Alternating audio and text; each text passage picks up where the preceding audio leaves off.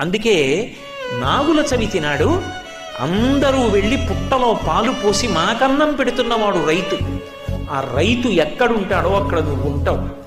ఆ అన్నదాత రక్షింపబడాలి. అన్నదాతతో ప్రధానమైన అనుబంధం కలిగిన పండగ.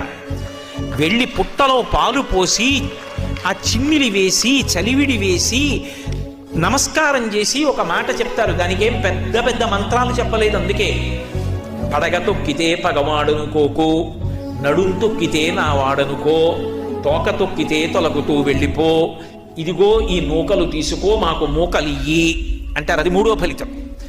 ఒకవేళ నేను తెలియక పొలం గట్టు మీద వెడుతుంటాను, నేనంటే మా తాతగారు వ్యవసాయం చేశారు, మా తాతగారు వెడుతున్నప్పుడు ఆయన చూసుకోక చటుక్కున నీ పడగ తొక్కితే పగవాడు అనుకోక ఆయనకి నిన్ను చంపే ఉద్దేశం మీద పొలంలో వెడుతూ చటుక్కున తొక్కాడు, వెళ్ళిపో.